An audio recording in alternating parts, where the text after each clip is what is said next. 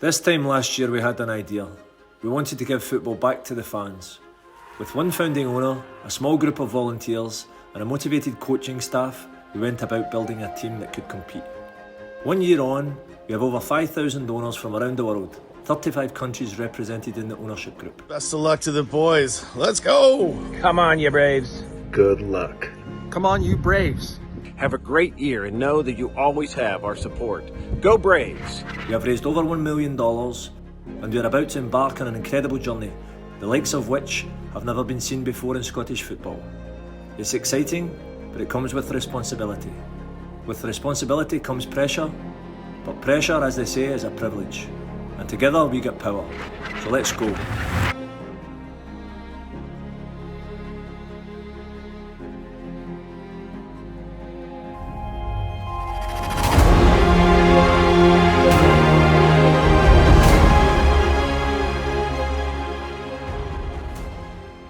My name's Ricky Waddle. I'm the head coach and team manager of Caledonian Braves.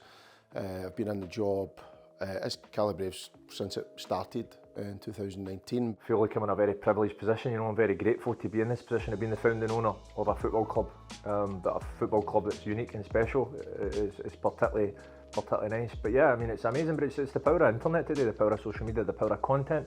And I guess the power of people just want to be part of something that has a clear vision and something that adds a bit of value, I guess, if you like, I got into being a Braves owner when my friend Matt texted me one day and he's like, Mike, we got to get in on this while it's fresh. Next thing you know, I'm buying a share of a Scottish football team. We ended up texting a couple of our other buddies, one of whom didn't have a job at the time and he only had $600 to his name and he chose to spend $100 of that to be a Braves owner. So shout out Big L there. Somebody might invest $100 and it might be quite simply, I was speaking to someone yesterday, I was just saying, I can just imagine someone invested $100 in a club and then in the afternoon, the morning he wakes up, watches the game, maybe he's from Tennessee or wherever, Texas, and then he might have a barbecue and he's talking to his mates over a beer, hey, I saw my team won today, and for $100, and it gives maybe a sense of purpose, something to talk about, and that's excellent. There is a buzz about our place and there is an excitement about our place, and the guys realise that there's accountability that comes with that as well. People have paid money to come and invest in our club, so we need to perform to our best. We need to look after ourselves all the time. As coaching staff, we become accountable for everything that we do as well, and that's a good place to be. That's a place we want to be. That's why I came out of youth football to give myself the edge to say, right, first team game on a Saturday, we need to look to try and win this game. Not in a youth team game, you can afford to lose the games if you develop the players individually to get them through the first team. First team football is about winning games of football, it's about developing the groups, it's continuing to develop the individual, develop the group, and try and still win games of football on the weekend.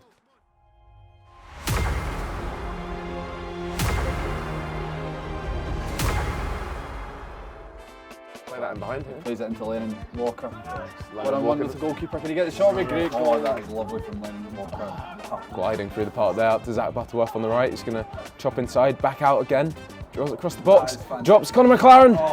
Fully swung in on the back post, and that one's turned in by Camon.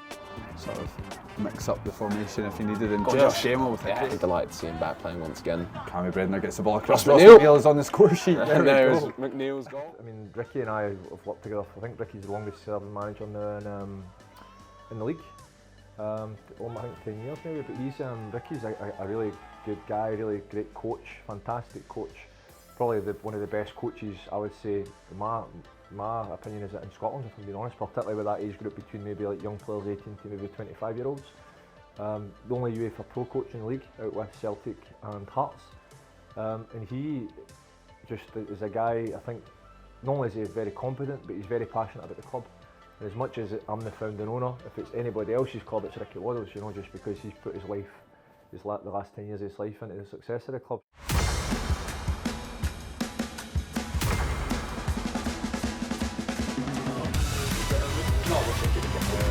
What country was Hitler born in? Austria. What? Why are we impressed with your knowledge base here? Some boys fresh out of school, but Gaffer. Aye, true.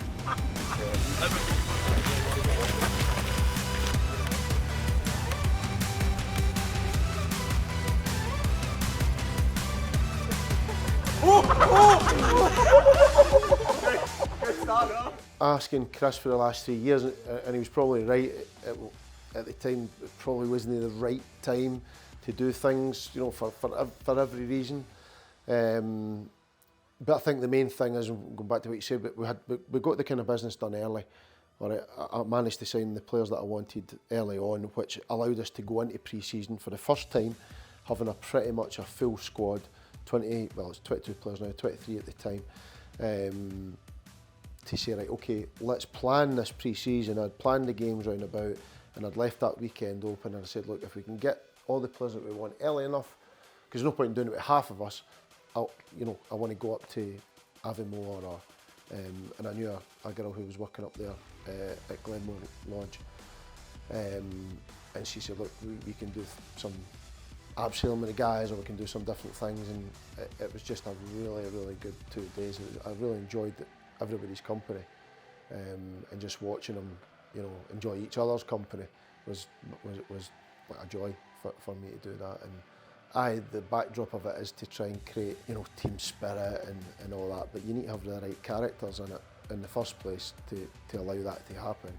And it was just great to see them bond, you know, doing the abseiling, putting them out of their comfort zone a bit, you know, going into the lock, you know, having dinner at night and a few beers on the Saturday night, playing the game on the Friday night as well, and the drive for the game to the accommodation. Just all that stuff mixed in together. I just think it's pushed the squad on in terms of togetherness quite a lot.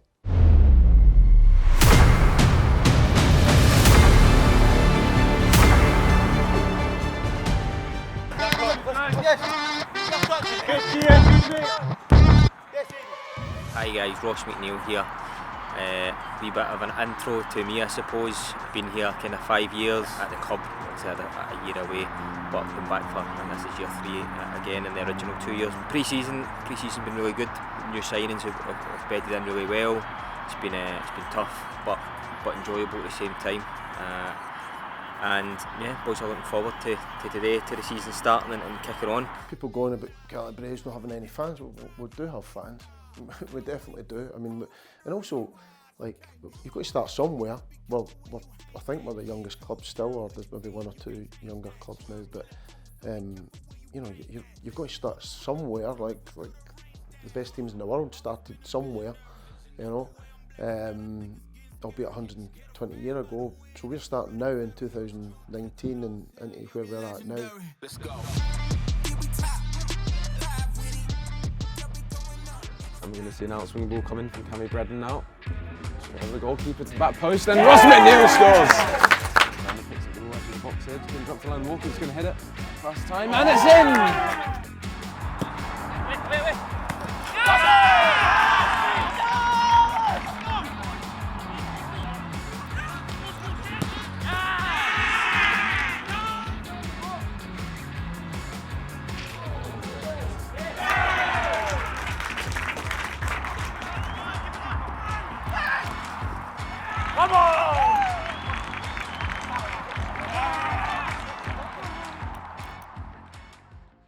I see us as a really kind of professional staff. I see us as a progressive staff. I see you know, the way that we coach the guys and the method that we've got in place is something that other teams don't have that, but there's always ways to improve things. But I see Caledonian Braves only getting bigger, only getting stronger. I see us developing our local fan base. I see us developing our worldwide fan base and just continuing to grow. And where that takes us, I'm not too sure, but certainly we want to get out the league where we're at sooner rather than later. I think that's an obvious one, and we want to keep progressing. Who knows where it can go to?